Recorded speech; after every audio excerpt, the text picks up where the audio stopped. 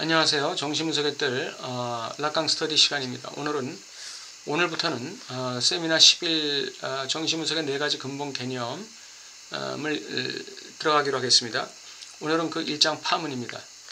락강은 자신의 세미나 개최가 국제정신분석협회로부터의 그 파문, 그리고 자기 동료였던 분들 또 제자였던 분들의 의해서 자신이 거래 대상이 되었던 그 아픈 기억들, 그러한 그 실패의 기억들, 또 그 파문이라는 그 경험, 이 돌이킬 수 없는 파문입니다.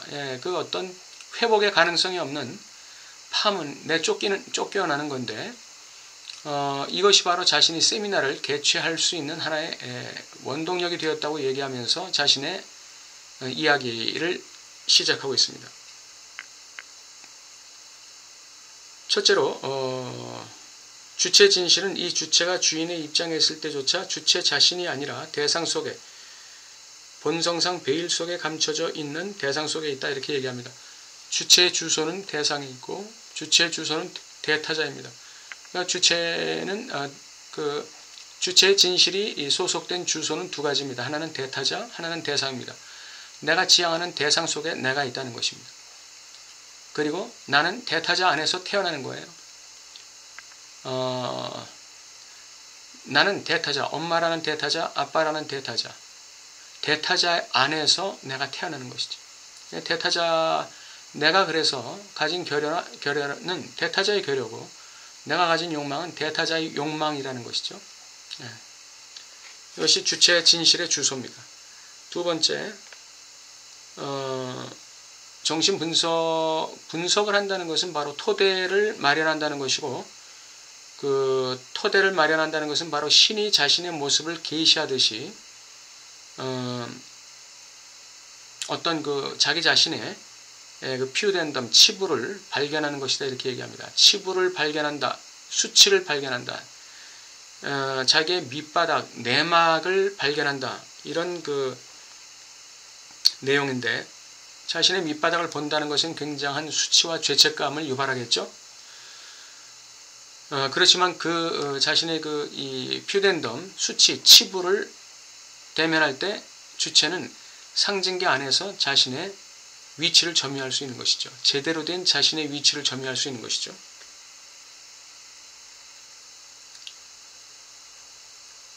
그 다음에 이제 더 이상 퓨덴덤, 수치의 문제가 아닙니다. 문제는 바로 정신분석에서 무엇을 기대할 수 있고 기대해야 되는지, 또 걸림돌이나 실패로 인정해야 하는 것이 무엇인지를 아는 것이다, 이렇게 얘기합니다. 그러니까 우리가 정신분석을 통해서 우리의 토대, 즉 밑바닥, 내막, 수치의 자리, 퓨덴덤, 치부의 자리로 내려갈 때, 그 내려가는 자체가 정신분석의 의미가 아니라, 그 내려간 그 자리에서 우리가 무엇을 기대하고 기대해야 하는지, 다시 말하면 무엇을 욕망할 수 있고 욕망해야 되는지를 아는 것이다, 그렇게 얘기합니다. 그리고 그렇게 가는 과정에서 무엇이 걸림돌인지 그것을 분별해내는 것, 그것이 정신분석이다, 이렇게 얘기합니다.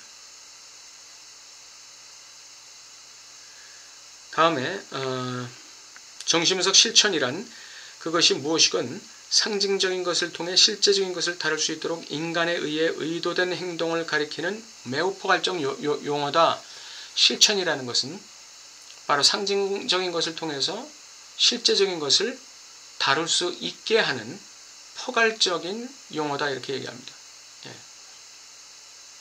실제적인 것이라는 것은 고통이죠. 또 자신의 결여고,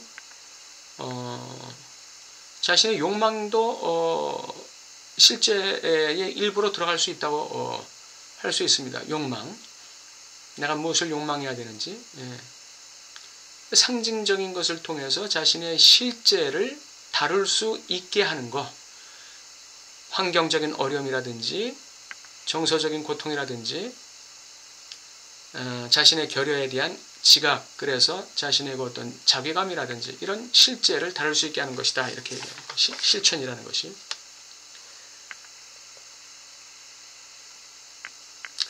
그리고 정신분석이라는 것은 탐구가 아니고 발견이다, 이렇게 얘기합니다. 탐구는 찾아가는 것이고 발견은 일종의 창조 행위가 되겠습니다.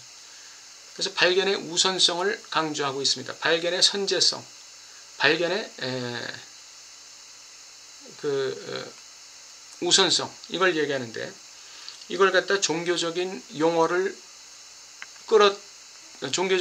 통해서 이걸 비유하고 있는데, 내가 이미 나를 발견하지 못했다면 나를 찾으려 할 수도 없을 것이라는 종교적인 말을 락강이 인용하면서 발견의 우선성에 대해서 얘기하고 있는 것이죠. 신앙으로 빗대 말하면 우리가 하나님이라는 존재를 깨달아야 하나님에 대해서 찾아갈 수 있는 것이죠. 하나님이란 존재를 발견할 때 거기서부터 우리는 하나님이란 존재를 찾아갈 수 있게 되는 것이죠.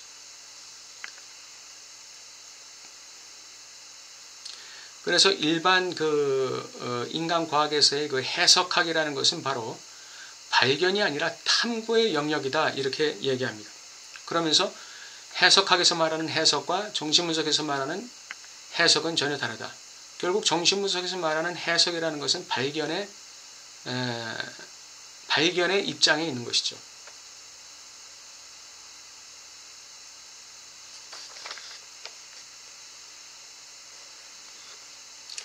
그리고 정신분석, 과학으로서의 실천 또는 과학으로서의 정신분석은 실증주의, 실험주의에서처럼 객관화와 원리화, 일반화가 있을 수 없다, 이렇게 얘기합니다.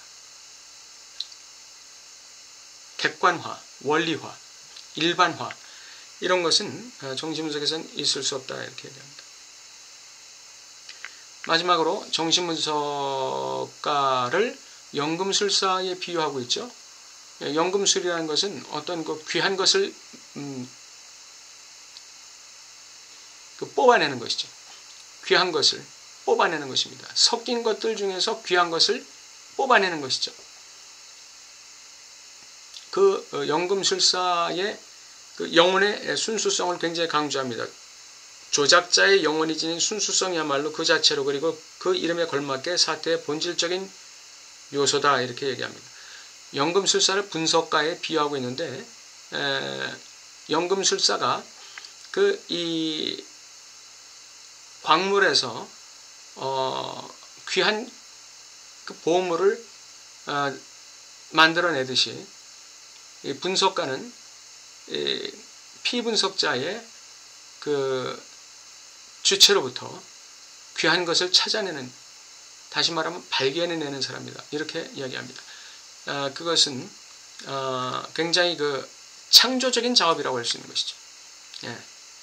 이것은 탐구의 영역이 아닙니다. 이것은 발견의 영역이고 창조의 영역이라고 할 수 있습니다.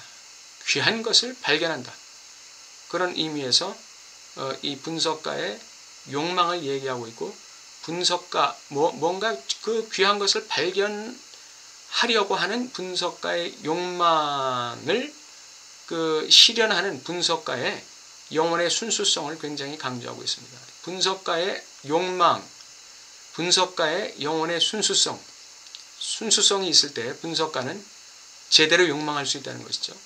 예. 그 영혼의 순수성이 없으면 분석가의 욕망은 오염될 수 있다나, 이렇게 얘기할 수 있습니다.